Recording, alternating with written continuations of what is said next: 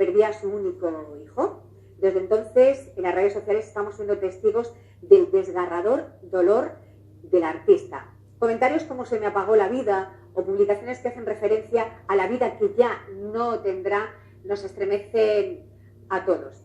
Y hoy queremos dedicar un espacio en el programa Quédate conmigo a hablar del duelo y hablar del dolor cuando se trata de la pérdida de un hijo.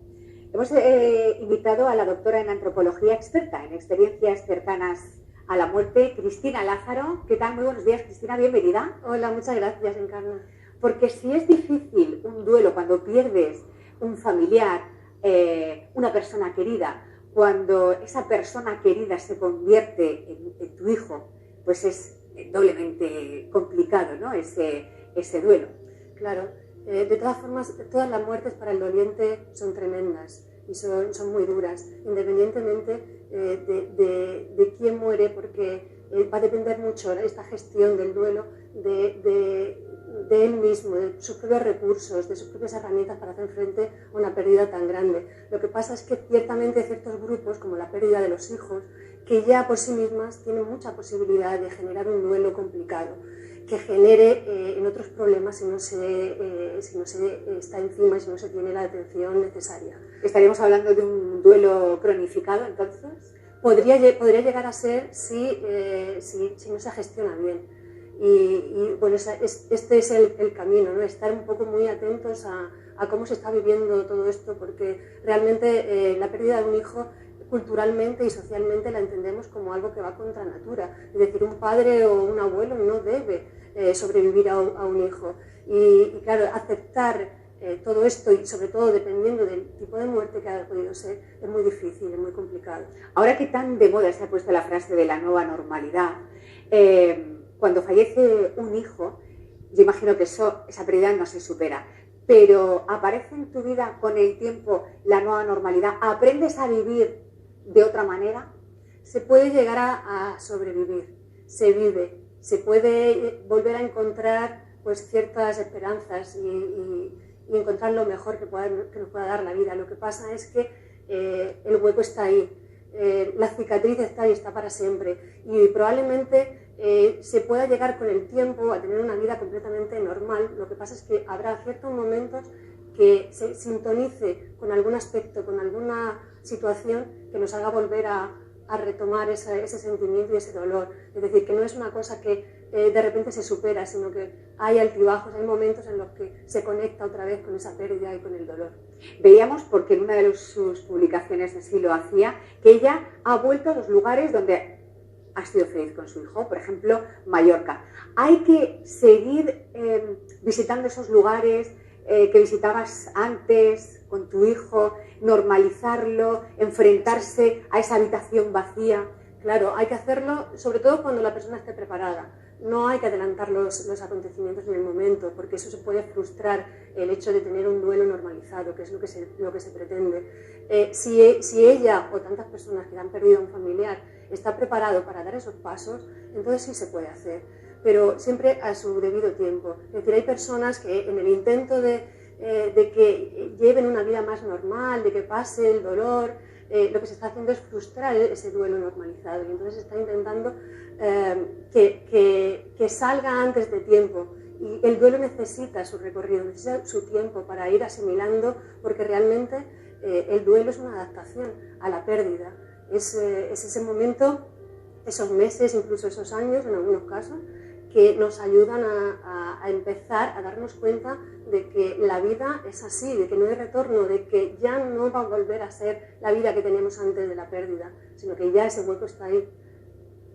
Que es difícil, pero cuando se exterioriza, cuando se manifiestan los sentimientos, cuando los compartimos, hablamos con nuestros familiares, ella que lo está compartiendo en redes sociales recibe miles de comentarios, mucho ánimo. Eso es bueno, el sacarlo, el decir, es que me encuentro mal, es que incluso llegó a decir, ojalá pronto me pueda reunir contigo.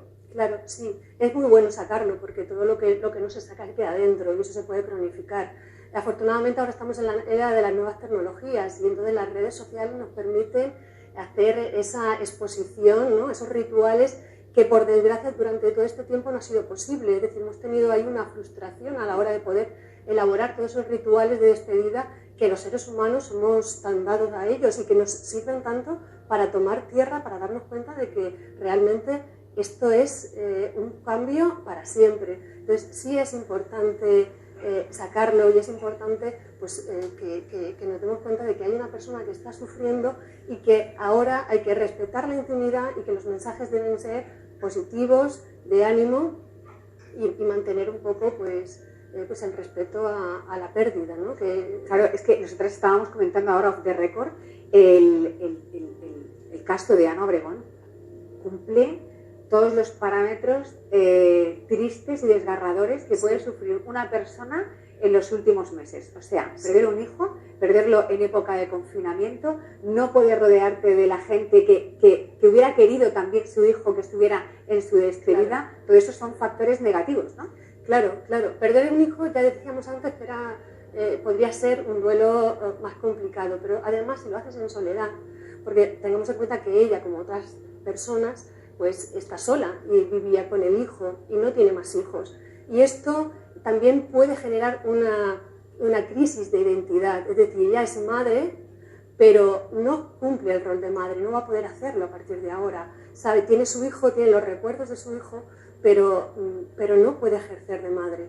Y encima ha tenido que vivir todo este momento final, toda esta despedida sola, con el padre, creo, que no sé muy bien los detalles, pero sé que, bueno, en sus casos, por lo menos no ha sido como en los casos de personas contagiadas con COVID, que estaban solas. Por lo menos han podido acompañar, pero no han podido recibir esas visitas que son tan necesarias, sobre todo para la familia, porque en muchos casos los enfermos ya no son conscientes de que tienen visitas, pero para ellos sí es importante. Igual que el velatorio. Los velatorios son rituales importantísimos porque la familia empieza a entender y a comprender y a calar ese sentimiento que es generalizado de los amigos, de la familia, de todas aquellas personas que han querido a su ser humano, a su ser querido, perdón, y han visto que realmente sí que le tratan y que le han querido, y esto es muy importante para elaborar su duelo. Quizá en el momento puede generar un poco de estrés el hecho de que haya tantísima gente en esos momentos tan íntimos, pero después sí es bueno, cuando empiezan a analizar la cantidad de gente, todas las personas que fueron, esto es muy bueno para ellos, para elaborar el duelo. Por eso decimos muchas veces cuando asistimos a un velatorio, estaba muy entero, ya le saldrá después. Sí, así es. Porque en ese momento sientes que te arropan el cariño de tus seres queridos, de los seres queridos del fallecido, y luego es cuando viene la soledad. Luego es cuando te enfrentas a esos lugares que compartías con esa persona y esa persona ya no está. ¿Por eso sale después? Sí, bueno, en el primer momento uno está en shock, entonces no puede asimilar todavía lo que ha pasado. De hecho, saben, por ejemplo, las personas que han ido a verle, se dan cuenta después, no en ese momento, porque no están procesando la información. Es después, cuando empiezas a ejercer, digamos, una vida más normal, cuando te enfrentas a la habitación, a la ropa, a las cosas de la persona que ya no está, es cuando realmente te das cuenta de que esto es definitivo. ¿Y tú qué aconsejarías? Cuando uno regresa a casa y se encuentra con la soledad del hogar, donde ya no está tu hijo, donde ya no está tu marido o esa persona que has perdido, ¿qué aconsejas? ¿Qué es lo que hay que hacer? Hay quien recoge el armario, guarda la ropa, la regala o la deja para poder oler. ¿Qué aconsejas? Pues hay que mirar los tiempos y no hay que forzar nada. En un primer momento lo único que se va a querer es llorar y pasarlo en soledad y distanciarse, especialmente cuando el que ha muerto es un niño. Porque surgen muchas emociones y muchos sentimientos positivos y negativos, incluso, como decías antes, el hecho de no encontrarle sentido a la vida. Por esto es que hay que estar muy atentos a los padres en este momento, porque su vida no tiene sentido y entonces hay que intentar prever un poco pues, acontecimientos no deseables.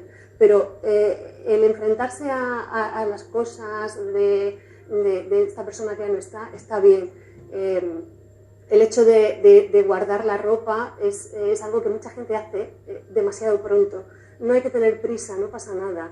se puede uno habituar a eso y cuando sea el momento, entonces sí, se puede recoger, se puede donar, se puede regalar, pero siempre cuando la persona está preparada, no antes. Claro, no tomar una decisión que luego dirás, ¿por qué lo hice? Claro. ¿Por qué regalé la ropa? ¿Por qué no tengo ahora esto, ¿no?, que me pertenecía?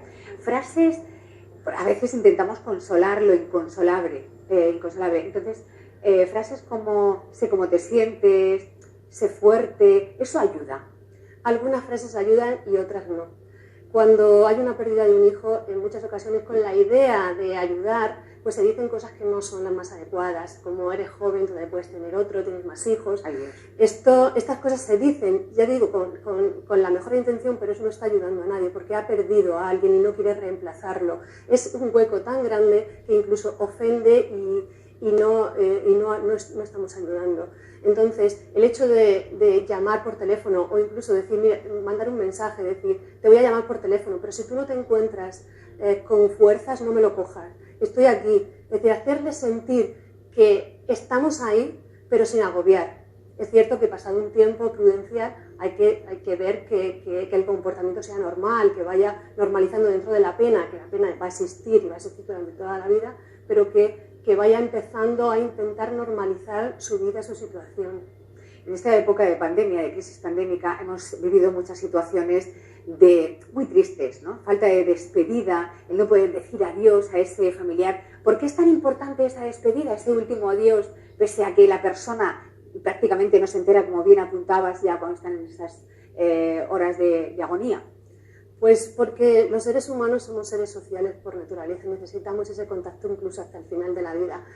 No sabemos todavía hasta qué punto esta persona que está, digamos, entre dos mundos no sabe, no percibe que haya alguien ahí. Necesitamos despedirnos, necesitamos decir las cosas buenas que hemos vivido con ellos y ellos necesitan escuchar muchas veces todo esto, porque se ha dado casos en los que personas que estaban muy próximos a la muerte han producido ese tránsito justo cuando se han despedido o cuando han dejado, digamos, las cosas ya cerradas, ¿no? Siempre hay cosas pendientes que en muchas ocasiones no se dicen. Pues cuando eso ocurre, entonces la persona muere en paz.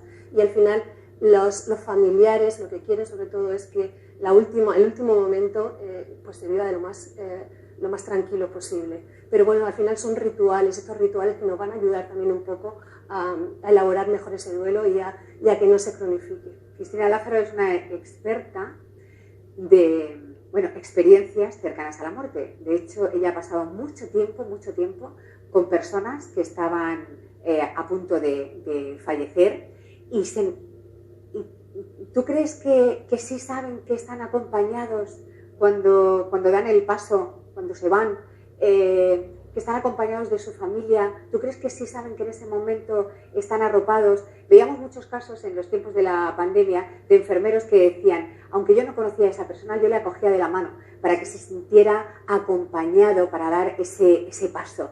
En ese trabajo que tú elaboraste, en ese libro que publicaste, ¿qué experiencia recoges que tú digas, pues evidentemente Encarnar sí, se sabe que se van sabiendo quién está con ellos? Bueno, yo lo que hice fue ver estos momentos últimos de la muerte, tanto para personas que estaban ya en procesos de cuidados paliativos como para aquellas personas que hayan tenido muerte cerebral, pero que por cuestiones que no se saben, pues pudieron tener otra vez una vuelta a recuperar sus funciones vitales. Entonces estas personas que estuvieron en ese momento sí dicen que sentían el calor de la gente, que sentían que podían incluso escuchar ciertas cosas aunque estuvieran en muerte cerebral. Por lo tanto nos da la pista, la posibilidad de que quizá estas personas que mueren acompañadas o que mueren aunque estén inconscientes, pero rodeadas de otras personas, sí que puedan sentirlas. Y eso es un poco lo que se ha podido ver, lo que se ha podido comprobar. Pues Cristina Lázaro, doctora en antropología, experta en experiencias cercanas a la muerte, como siempre, un placer hablar contigo. Gracias por estar aquí, gracias por aclararnos un poquito más sobre el concepto del duelo y la importancia de la compañía, la importancia de estar cerca de esa persona que ahora se siente muy sola, pese a que esté rodeada de tantos comentarios, tantos amigos, tantos familiares. Ha sido un placer, Cristina, gracias. Pues muchísimas gracias. Invito a que todo el mundo que tenga una persona que haya fallecido o conozca a alguien que ha perdido un familiar, que esté muy atento y que sepan actuar con respeto. Pues con ese